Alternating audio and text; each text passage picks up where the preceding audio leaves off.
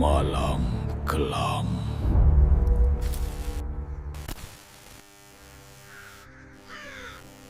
Di jalur lintas malam yang sepi dan panjang itu, jalan membelah hutan dan ladang yang nyaris tak berpenghuni. Kalau siang hari, jalur itu kelihatan biasa saja, cuma aspal memanjang dengan pepohonan di kiri kanan. Tapi begitu malam turun, suasananya berubah total. Gelapnya bukan gelap biasa. Lampu kendaraan seakan ditelan bayangan, dan suara mesin bergema aneh, seperti dipantulkan oleh sesuatu yang tak terlihat. Di jalur itulah berdiri satu bangunan yang selalu mencolok perhatian siapapun yang lewat. Sebuah rumah makan tua dengan papan nama kayu besar bertuliskan Rumah Makan Sumber Rezeki. Catnya sudah pudar tapi lampunya selalu menyala terang. Bahkan terlalu terang untuk ukuran tempat di tengah kegelapan seperti itu. Lampu-lampu neon putih menggantung di depan bangunan, memantul di genangan air kalau habis hujan, menciptakan kilauan yang aneh. Dari kejauhan, rumah makan itu kelihatan seperti oase. Banyak sopir yang bilang, saat mata mulai berat dan perut keroncongan, cahaya dari rumah makan itu seperti memanggil. Ada rasa lega aneh saat melihatnya, seolah-olah tubuh ini memang ditakdirkan berhenti di sana. Padahal, di jalur sepanjang belasan kilometer itu, hampir tidak ada bangunan lain. Hanya hutan, sawah, dan sesekali rumah kosong yang gelap dan tak berpenghuni. Orang-orang menyebut rumah makan itu legendaris. Katanya sudah berdiri puluhan tahun, bahkan sejak jalur lintas itu masih berupa jalan tanah yang becek dan hanya bisa dilewati kendaraan tertentu. Dulu, sebelum aspal dihamparkan, sebelum truk-truk besar lalu lalang, rumah makan itu sudah ada. Bangunannya memang beberapa kali direnovasi, tapi bentuk dasarnya tetap sama. Atap seng yang lebar, dinding tembok tebal, dan pintu kayu besar yang selalu terbuka lebar. Seolah tak pernah takut pada apapun yang datang dari luar. Yang paling bikin orang heran, rumah makan itu nggak pernah tutup. Bukan cuma buka sampai malam, tapi benar-benar 24 jam. Mau hujan deras sampai suara atap dipukul air seperti genderang, tetap buka. Mau kabut tebal turun sampai jarak pandang cuma beberapa meter, lampunya tetap menyala. Bahkan saat jam menunjukkan lewat pukul 2 dini hari. Saat jalur itu biasanya benar-benar sepi dan sunyi. Rumah makan itu masih ramai oleh kendaraan yang parkir berjejer. Sopir truk jarak jauh hampir pasti kenal tempat itu. Banyak yang bilang, kalau belum pernah makan di rumah makan Sumber Rezeki, berarti belum sah jadi sopir lintas malam. Sopir bus malam juga sering berhenti di sana, menurunkan beberapa penumpang yang ingin makan atau sekadar ke kamar mandi. Pengendara motor yang nekat menempuh jalur malam sendirian pun sering berhenti, entah karena lapar, entah karena butuh istirahat sebentar. Dan anehnya, hampir semua yang pernah makan di sana punya komentar yang sama. Makanannya enak, harganya murah, dan porsinya nggak masuk akal besarnya. Nasi selalu mengepul hangat, lauknya terasa segar seperti baru dimasak, dan sambalnya punya rasa khas yang bikin ketagihan. Banyak yang bercanda, porsi di sana cocok buat orang yang habis kerja berat seharian. Tapi di balik candaan itu, ada juga yang diam-diam merasa aneh. Karena untuk rumah makan yang selalu ramai dan murah, stok makanannya seperti nggak pernah habis. Tengah malam pun, menu yang tersedia tetap lengkap. Seolah dapurnya punya sumber bahan yang tak ada habisnya. Pemilik rumah makan itu bernama Pak Dharma. Hampir semua pelanggan kenal wajahnya. Usianya sekitar 50-an, tubuhnya sedang, rambutnya mulai memutih di beberapa bagian. Dia selalu memakai kemeja lengan pendek dan celana kain sederhana. Senyumnya lebar, suaranya ramah, dan cara bicaranya halus. Kalau ada pelanggan baru, dia sering menyapa langsung, menanyakan perjalanan, bahkan kadang ikut bercanda. Tapi ada satu hal yang sering diperhatikan orang, meskipun jarang diucapkan. Mata Pak Dharma, kalau dilihat sekilas, matanya terlihat normal. Tapi kalau diperhatikan lebih lama, ada sesuatu yang janggal. Matanya selalu terlihat capek. Bukan capek biasa seperti orang kurang tidur semalam 2 malam, tapi capek yang dalam, seperti kelelahan yang sudah menumpuk bertahun-tahun. Lingkar hitam di bawah matanya jarang hilang, dan tatapannya sering kosong beberapa detik, seolah pikirannya sedang berada di tempat lain. Padahal, secara logika, hidup Pak Dharma harusnya nyaman. Usahanya sukses besar. Rumah makannya selalu ramai, uang mengalir deras, dan namanya dikenal luas. Tapi dari wajahnya, orang bisa merasakan bahwa dia tidak pernah benar-benar tenang. Senyumnya terasa seperti kebiasaan yang dipaksakan, bukan kebahagiaan yang tulus. Orang-orang lama di sekitar jalur itu tahu betul cerita masa lalu Pak Dharma. Dulu, sebelum rumah makan itu berdiri megah seperti sekarang, Pak Dharma hidup pas-pasan. Dia dan keluarganya tinggal di rumah kecil yang hampir roboh. Untuk makan sehari-hari saja susah. Pak Dharma sempat bekerja serabutan, jadi kuli angkut, buruh bangunan, apa saja yang bisa menghasilkan uang. Tapi nasib seperti selalu berpaling darinya. Usahanya sering gagal, dan hutang menumpuk di mana-mana. Bahkan ada cerita, suatu waktu Pak Dharma hampir kehilangan rumahnya karena tak sanggup membayar hutang. Malam-malam tertentu, dia sering terlihat duduk sendirian di pinggir jalur itu, menatap jalan dengan wajah putus asa. Orang-orang bilang, saat itu Pak Dharma sudah di titik paling bawah hidupnya. Sampai akhirnya, entah bagaimana, dia membangun rumah makan sumber rezeki di lokasi yang sama sekali tidak terpikirkan oleh orang lain. Sejak hari pertama dibuka, rumah makan itu langsung ramai. Seolah-olah semua orang yang lewat jalur itu tahu dan ingin mampir. Dalam hitungan bulan, kondisi ekonomi Pak Dharma berubah drastis. Hutangnya lunas, rumahnya diperbaiki, dan perlahan dia dikenal sebagai pengusaha sukses. Banyak yang iri, banyak juga yang kagum. Tapi ada juga yang mulai curiga, karena perubahan hidup Pak Dharma terlalu cepat dan terlalu mulus. Awalnya, gosip-gosip kecil mulai beredar. Orang bilang, rumah makan itu berisi. Ada yang bilang, lokasinya bekas tempat kejadian aneh di masa lalu. Ada juga yang bilang, Pak Dharma punya pegangan.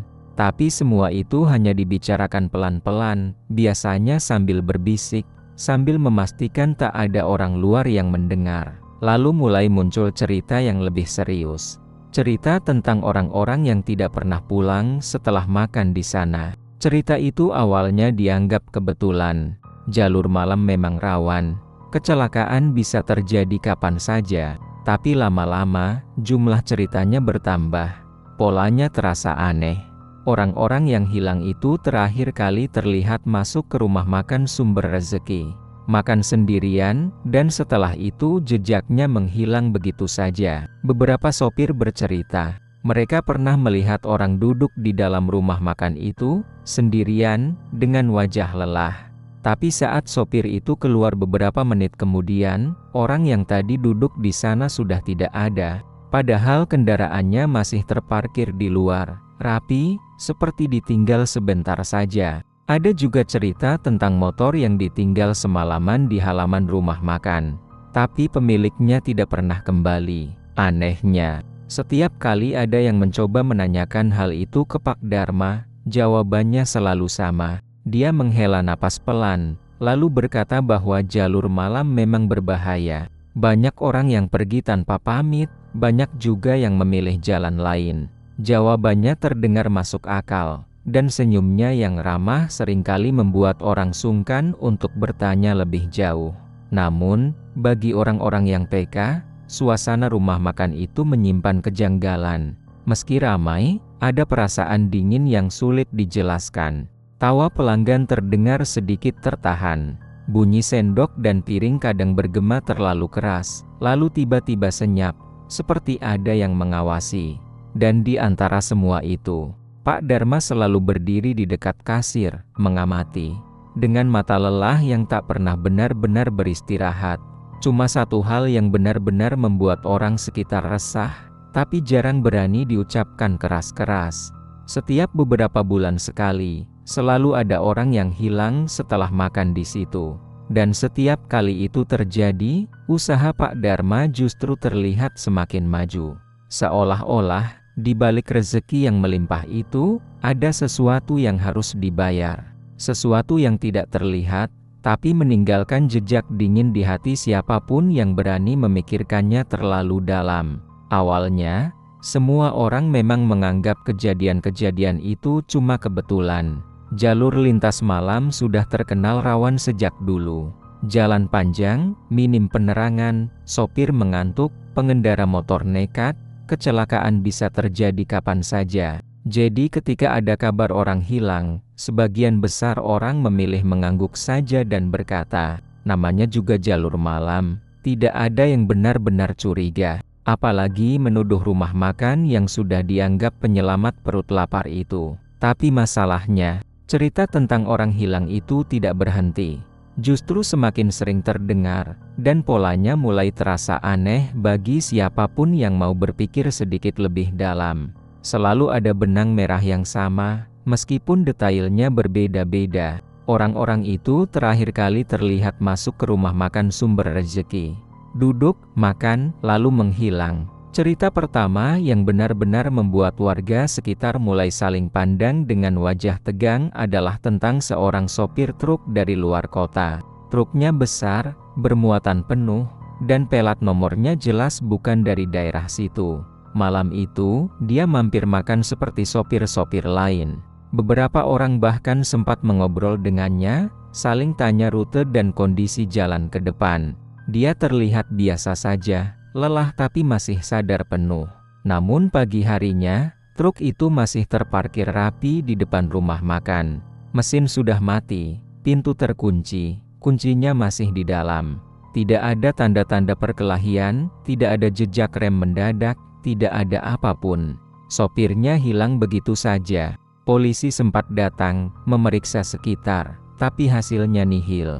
Jalur itu panjang dan sunyi, terlalu banyak kemungkinan. Kasus itu akhirnya mengendap tanpa jawaban. Beberapa minggu kemudian, ada lagi cerita tentang seorang pemuda.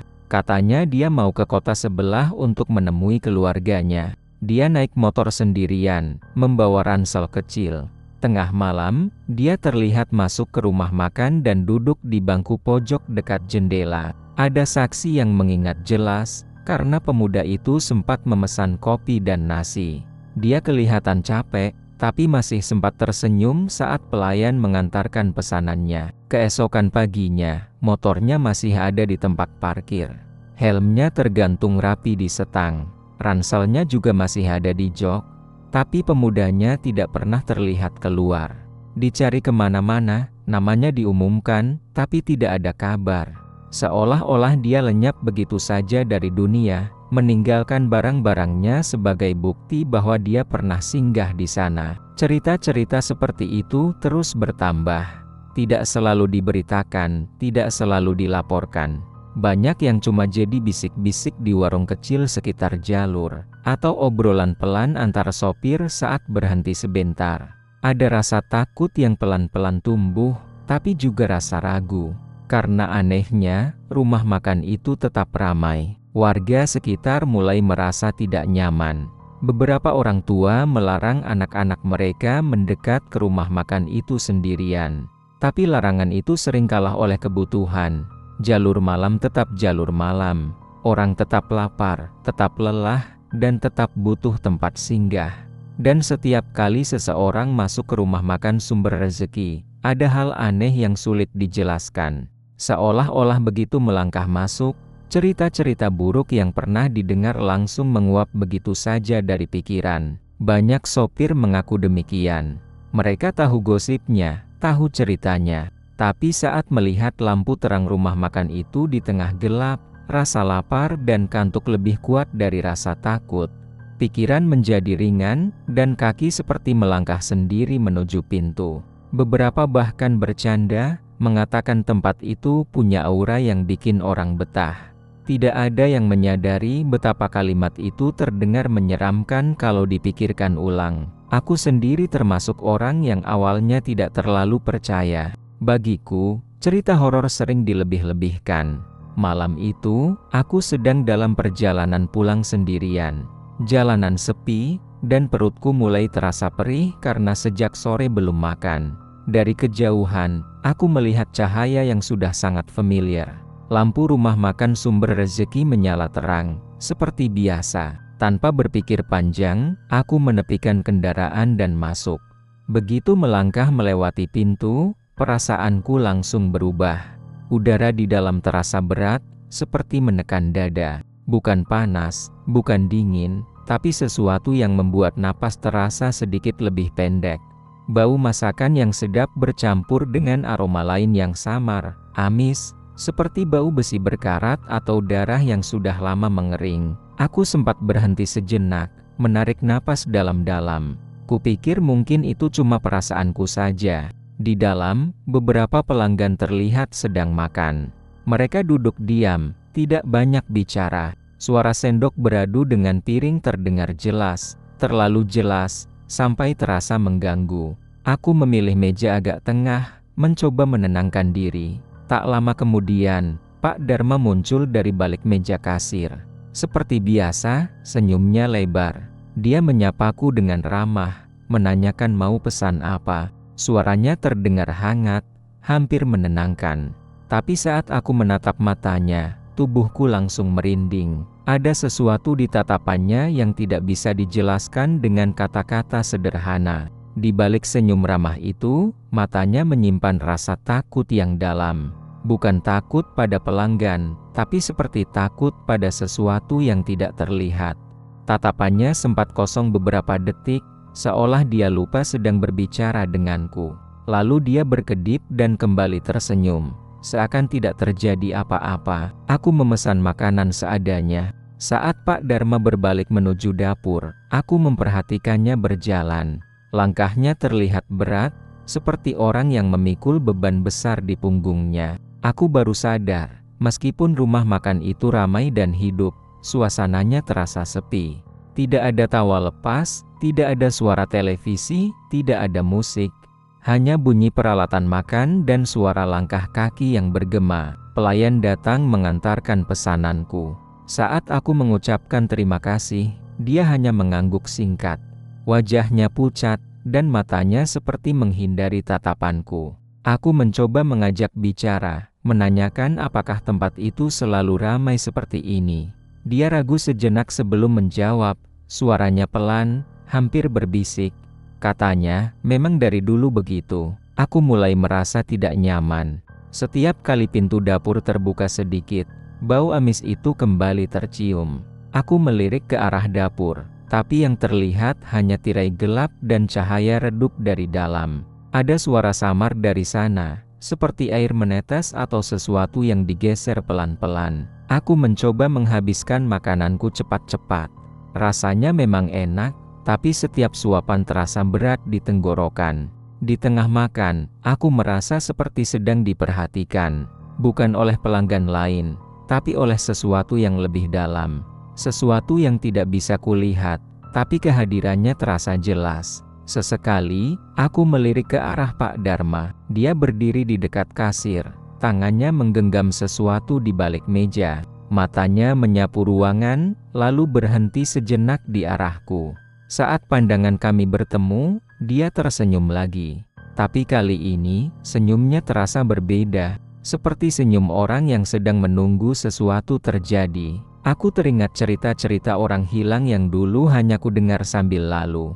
Tiba-tiba, semuanya terasa dekat. Terlalu dekat. Perutku mendadak mual, bukan karena makanan, tapi karena firasat yang semakin kuat. Ada dorongan dalam diriku yang berkata, aku tidak boleh berlama-lama di tempat ini. Begitu selesai makan, aku langsung berdiri dan membayar.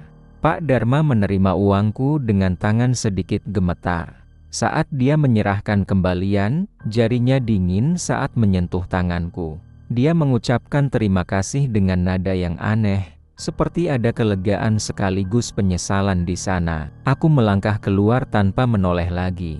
Begitu berada di luar, udara malam terasa jauh lebih ringan. Aku menarik napas panjang, seolah baru saja keluar dari ruangan tertutup terlalu lama. Dari dalam rumah makan, suara sendok dan piring masih terdengar samar. Saat aku menyalakan kendaraan dan bersiap pergi, aku melirik sekali lagi ke arah bangunan itu. Dari jendela, aku melihat Pak Dharma berdiri sendirian, menatap keluar. Lampu neon memantulkan bayangan wajahnya di kaca. Untuk sesaat, aku merasa seolah dia ingin mengatakan sesuatu, tapi tidak bisa. Aku langsung pergi, tanpa menoleh lagi. Sepanjang perjalanan, bau amis itu seolah masih menempel di hidungku. Dan sejak malam itu, setiap kali mendengar cerita tentang orang yang hilang di jalur tersebut, aku tidak lagi menganggapnya kebetulan. Karena aku tahu, di balik senyum ramah dan lampu terang rumah makan Sumber Rezeki, ada sesuatu yang sedang menunggu. Sesuatu yang lapar, dan tidak pernah kenyang. Saat aku duduk menunggu pesanan, rasa tidak nyaman itu bukannya hilang, justru semakin terasa. Aku mencoba mengalihkan pikiran dengan melihat-lihat sekitar. Dinding rumah makan dipenuhi foto-foto lama yang sudah menguning. Ada foto Pak Dharma berdiri di depan bangunan ini puluhan tahun lalu. Ada juga foto-foto pelanggan yang katanya langganan setia. Tapi entah kenapa, semakin lama aku melihat, semakin terasa janggal. Senyum di foto-foto itu terlihat kaku, seperti dipaksa. Beberapa wajah bahkan tampak samar, seolah tertutup bayangan meski foto itu diambil di tempat terang. Tanpa sadar, pandanganku berhenti ke arah dapur. Letaknya di bagian belakang, sedikit tersembunyi dari pandangan langsung. Tirainya tebal, berwarna gelap, dan terlihat selalu tertutup rapat.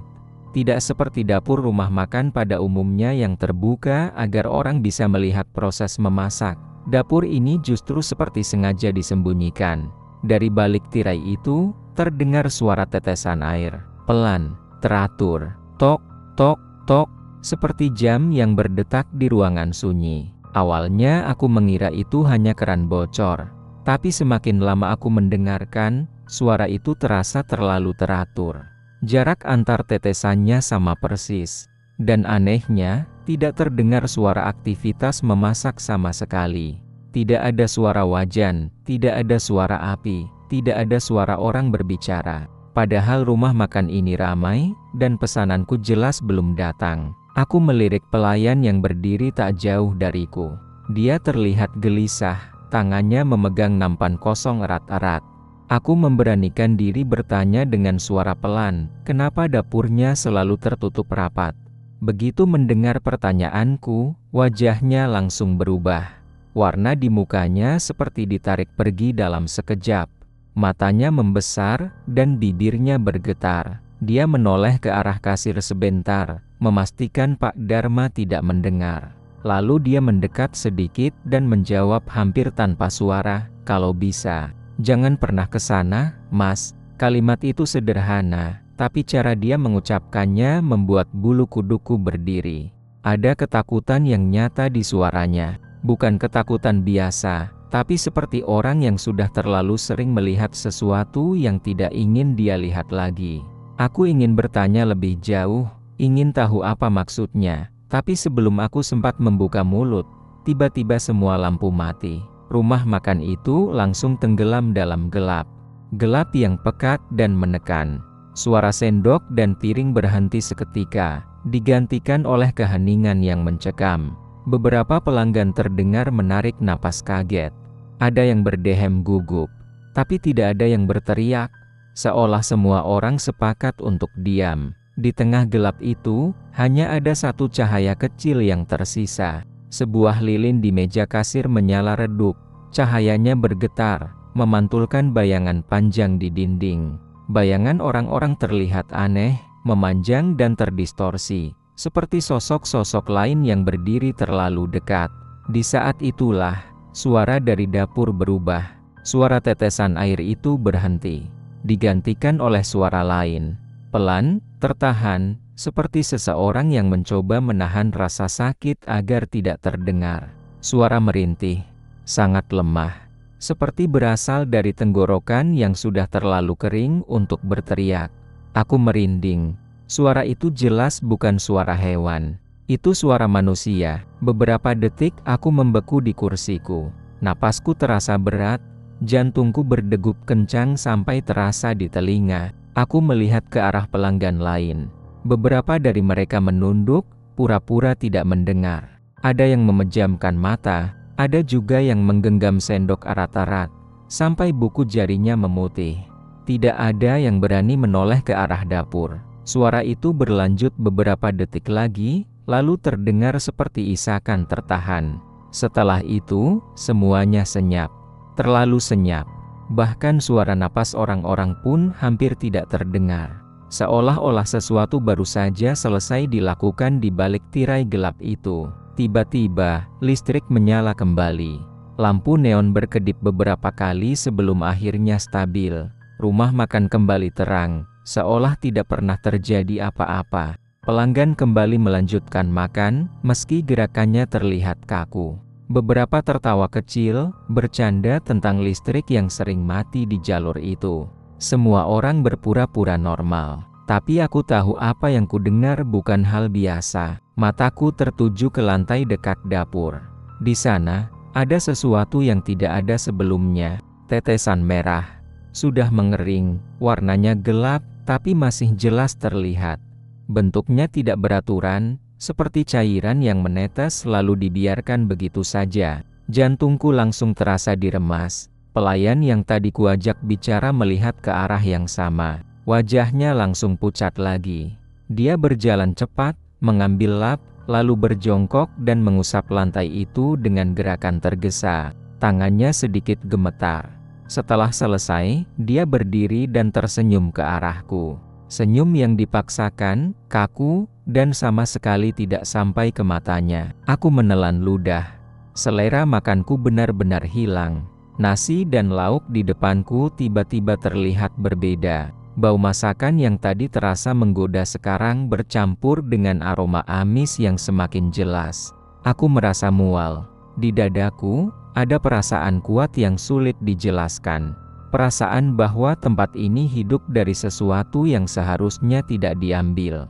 Bahwa setiap piring yang terhidang mungkin dibayar dengan harga yang terlalu mahal. Aku mencoba bangkit dari kursi, berniat pergi saja. Tapi sebelum aku benar-benar berdiri, Pak Dharma mendekat.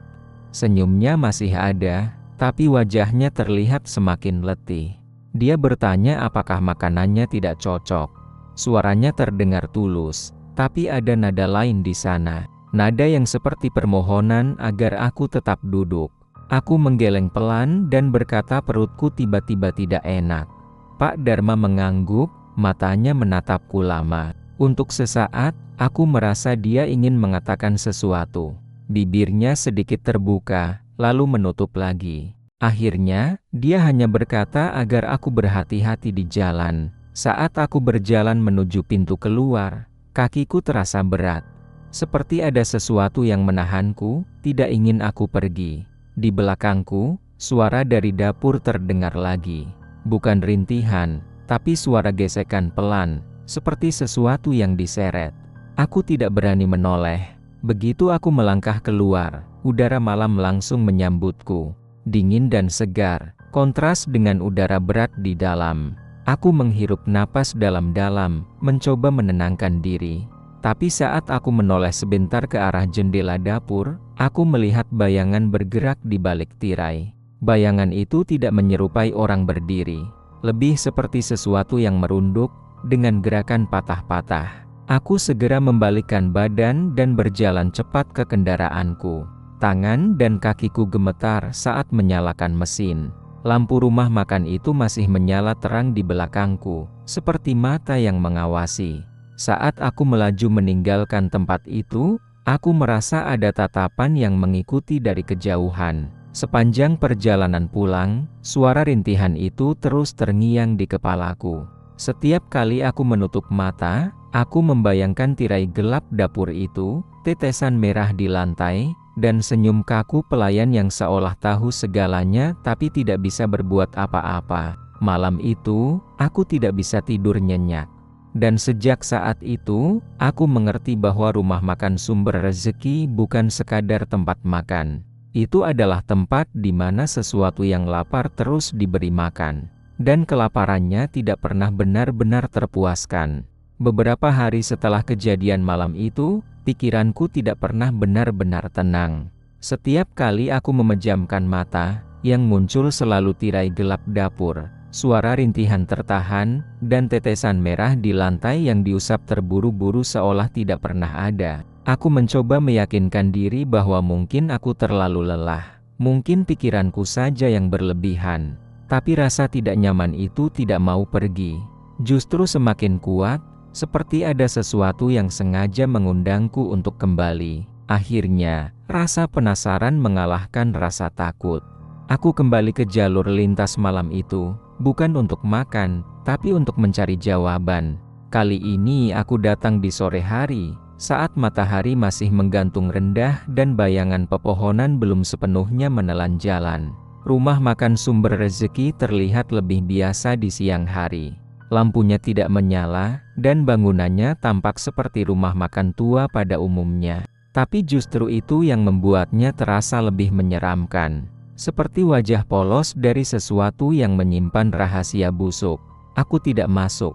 Aku memilih berjalan ke arah rumah-rumah warga yang letaknya agak jauh dari jalur utama. Beberapa orang menatapku dengan curiga saat aku bertanya tentang rumah makan itu. Kebanyakan hanya menggeleng, menolak bicara, atau pura-pura tidak tahu. Tapi akhirnya, aku bertemu seorang warga lama. Usianya sudah lebih dari 60 tahun, punggungnya sedikit bungkuk, dan matanya terlihat selalu waspada. Dia memintaku duduk di bangku kayu depan rumahnya, lalu menutup pintu pelan-pelan, seolah takut ada yang menguping. "Mas yakin mau dengar?" tanyanya dengan suara rendah. Tangannya gemetar saat menyalakan rokok. Aku mengangguk.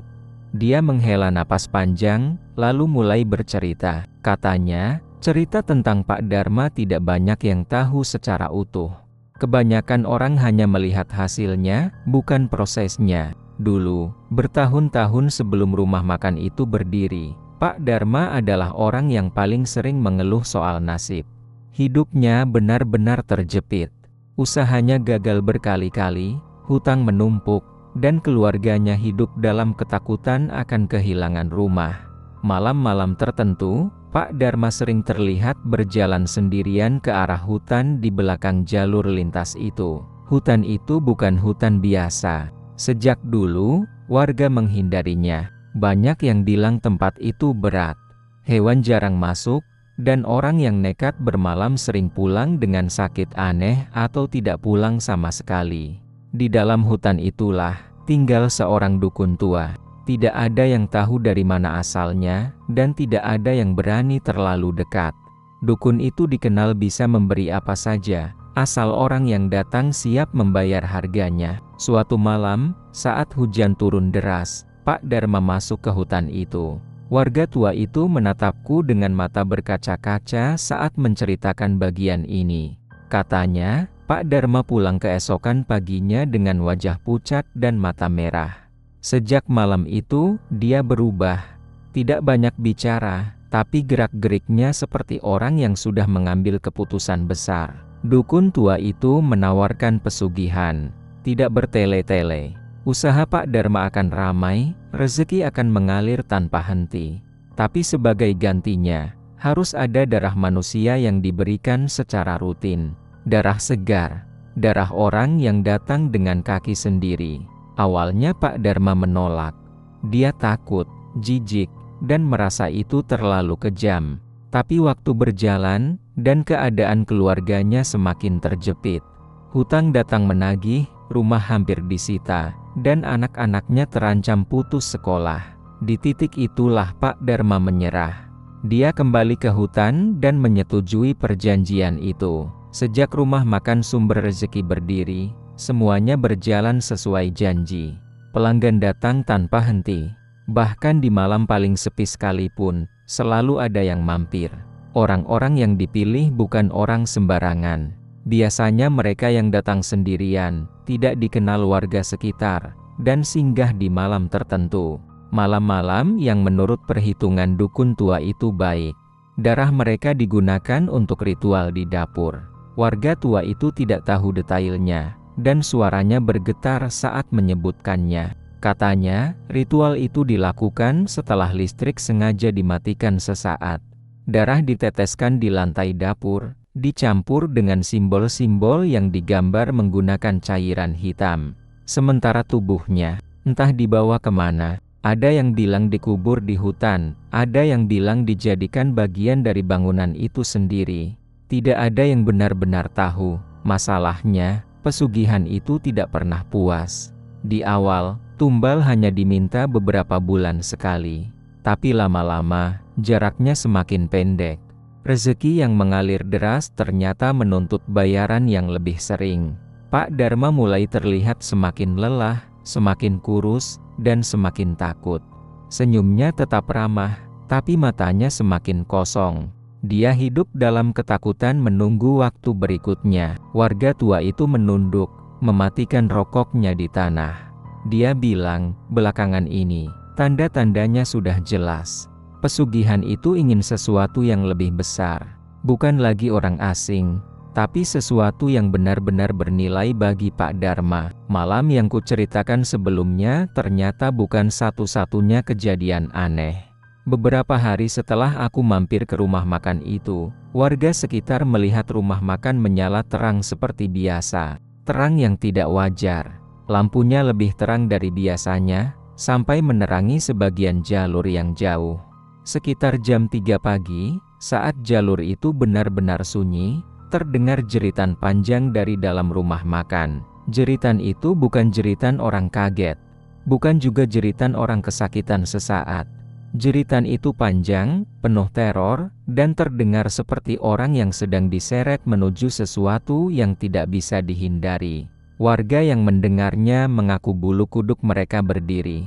Ada yang langsung menutup telinga, ada yang berdoa dalam hati, dan ada yang menangis tanpa sadar. Jeritan itu berlangsung beberapa detik, lalu berhenti mendadak.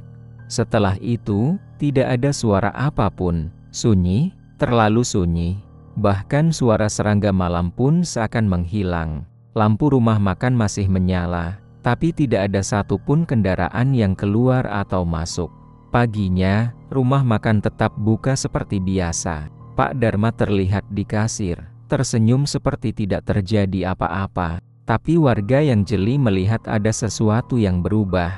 Langkahnya lebih tertatih, wajahnya semakin pucat, dan tangannya sering gemetar saat menghitung uang. Ada bekas goresan di lengannya yang ditutupi lengan baju. Warga tua itu menatapku lama setelah selesai bercerita. Pesugihan itu selalu begitu, katanya pelan. Awalnya memberi, lalu menagih. Dan saat menagih, dia tidak mau tahu alasan. Aku pamit dengan perasaan campur aduk. Saat berjalan kembali ke jalur lintas itu, mataku tanpa sadar tertuju ke arah rumah makan. Dari kejauhan, bangunan itu berdiri diam. Tidak ada yang istimewa, tapi sekarang aku tahu, di balik dindingnya, ada perjanjian gelap yang terus berjalan. Saat matahari mulai tenggelam dan bayangan memanjang, lampu rumah makan itu kembali menyala, terang, mengundang. Aku merinding. Aku sadar, jeritan malam itu mungkin bukan yang terakhir. Karena pesugihan yang lapar tidak pernah berhenti menuntut bayaran. Dan cepat atau lambat, dia akan mengambil apapun yang tersisa. Aku meninggalkan jalur itu dengan langkah cepat. Tapi di dalam hati, ada ketakutan yang menetap. Ketakutan bahwa rumah makan itu masih berdiri, masih buka, dan masih menunggu. Menunggu orang berikutnya yang masuk dengan perut lapar, tanpa tahu bahwa rezeki di tempat itu selalu dibayar dengan darah. Pagi harinya, kabar itu menyebar lebih cepat daripada cahaya matahari yang baru naik setengah. Rumah makan Sumber Rezeki tutup. Bukan tutup sementara, bukan buka terlambat. Benar-benar tutup. Untuk pertama kalinya sejak puluhan tahun berdiri, pintu kayu besar itu tidak terbuka. Lampu neonnya mati. Halaman parkir kosong. Jalur lintas malam yang biasanya punya satu titik terang, pagi itu terasa asing. Seperti ada bagian yang dicabut paksa dari tubuh jalan itu sendiri. Warga mulai berdatangan. Awalnya hanya beberapa orang yang penasaran, lalu semakin banyak. Ada yang berdiri jauh, ada yang mendekat sambil berbisik-bisik. Tidak ada yang berani langsung masuk. Sampai akhirnya mobil polisi datang, memecah kerumunan. Sirena tidak dibunyikan lama, hanya sebentar, cukup untuk membuat suasana semakin tegang. Aku juga datang pagi itu. Entah kenapa kakiku melangkah sendiri ke sana. Mungkin karena aku merasa perlu melihatnya dengan mata kepala sendiri. Di depan bangunan itu, aku merasakan hawa yang berbeda. Bukan lagi udara berat seperti di dalam rumah makan, tapi hawa kosong. Seperti tempat yang baru saja ditinggalkan sesuatu yang sudah terlalu lama menetap. Polisi membuka pintu dengan hati-hati. Bau busuk langsung keluar. Bukan bau bangkai biasa, tapi bau amis bercampur sesuatu yang asam dan menyengat. Beberapa warga menutup hidung, ada yang langsung mundur. Aku berdiri kaku di tempat, perutku terasa melilit. Tak lama kemudian, kabar yang paling ditakuti itu keluar. Pak Dharma ditemukan di dapur. Aku tidak melihat langsung tubuhnya saat pertama kali ditemukan, tapi deskripsi orang-orang sudah cukup membuat kakiku lemas. Tubuh Pak Dharma kurus kering, jauh lebih kurus dari terakhir kali aku melihatnya. Seolah-olah seluruh isi tubuhnya disedot habis dari dalam. Kulitnya tampak pucat keabu-abuan, menempel ketat di tulang. Wajahnya membeku dalam ekspresi ketakutan yang tidak bisa dipalsukan. Mulutnya terbuka sedikit, matanya melotot, seperti orang yang melihat sesuatu yang jauh lebih mengerikan daripada kematian itu sendiri. Di sekeliling tubuhnya, lantai dapur penuh simbol aneh. Garis-garis melingkar, tanda-tanda yang tidak aku kenal. Digambar dengan cairan gelap yang sudah menghitam. Darah yang sudah mengering. Berlapis-lapis, seolah ritual itu dilakukan berkali-kali di tempat yang sama. Bau amisnya masih kuat, bercampur bau besi dan sesuatu yang membuat tenggorokan terasa panas. Yang paling membuat semua orang bergidik adalah satu hal sederhana. Tidak ada tanda perlawanan, tidak ada luka bekas cakaran, tidak ada barang yang berantakan. Tubuh Pak Dharma tergeletak rapi di tengah lingkaran simbol itu. Seperti seseorang yang sudah siap menerima nasibnya. Seolah-olah sesuatu datang menjemputnya, dan dia tidak melawan. Tidak bisa melawan. Tepat seperti perjanjian lama yang akhirnya jatuh tempo. Polisi bekerja sepanjang pagi. Mereka memeriksa dapur, gudang, hingga bagian belakang bangunan. Beberapa orang dibawa keluar dengan wajah pucat. Ada yang muntah di luar. Aku mendengar salah satu polisi berbisik bahwa mereka menemukan ruang kecil tersembunyi di balik dinding dapur. Ruang sempit, gelap, dan lembab. Tidak ada mayat di sana, tapi baunya cukup memberi jawaban atas banyak pertanyaan yang selama ini hanya jadi bisikan. Berita itu tidak butuh waktu lama untuk menyebar keluar daerah. Rumah makan Sumber Rezeki langsung ditutup permanen. Garis polisi dipasang. Tidak ada yang diizinkan masuk lagi. Bangunan itu berdiri kosong, tertutup, seperti bangkai besar di pinggir jalan. Beberapa hari setelah kejadian, jalur lintas malam itu terasa berbeda. Sepi yang biasanya terasa biasa, kini berubah menjadi sunyi yang menekan. Sopir-sopir yang lewat tidak lagi melambatkan kendaraan di titik itu. Tidak ada yang berhenti. Bahkan orang-orang yang biasanya tidak percaya cerita mistis pun memilih mempercepat laju kendaraan saat melewati bangunan itu. Tapi penutupan itu tidak benar-benar mengakhiri segalanya. Beberapa minggu kemudian, cerita-cerita baru mulai muncul. Awalnya hanya 1-2 orang yang berani bicara. Mereka bilang, saat melintas tengah malam, mereka melihat lampu rumah makan itu menyala. Padahal jelas-jelas bangunan itu sudah kosong, listriknya diputus. Ada yang mengira itu hanya pantulan lampu kendaraan. Tapi ceritanya terus bertambah. Ada sopir bus yang bersumpah melihat pintu rumah makan itu terbuka sedikit, dengan cahaya kuning temaram dari dalam. Ada sopir truk yang mencium bau masakan saat melewati tempat itu, bau nasi hangat dan lauk yang familiar. Dan selalu, di balik bau masakan itu, ada bau amis yang menusuk, seperti darah lama yang dipanaskan. Warga sekitar juga mulai mengalami hal-hal aneh.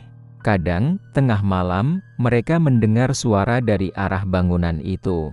Suara sendok beradu dengan piring. Suara kursi ditarik pelan di lantai. Suara langkah kaki yang berjalan bolak-balik, padahal tidak ada siapapun di sana. Saat mereka memberanikan diri mengintip dari jauh, bangunan itu tampak gelap dan sunyi. Seperti tidak terjadi apa-apa. Cerita yang paling sering dibicarakan adalah tentang bisikan. Kata para sopir, kalau kamu berhenti terlalu lama di depan bangunan itu, kalau kamu mematikan mesin dan membiarkan sunyi menelanmu, kamu bisa mendengarnya. Awalnya pelan, hampir seperti angin, tapi lama-lama jelas. Bisikan dari dalam, suara serak, lapar, dan tidak sabar. Masih lapar, masih butuh darah.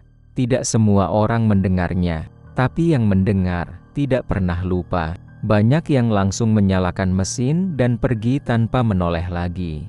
Ada juga yang mengaku melihat bayangan bergerak di balik jendela, seperti orang-orang yang duduk makan, tapi tanpa wajah yang jelas. Aku sendiri tidak pernah berani berhenti lagi di depan bangunan itu.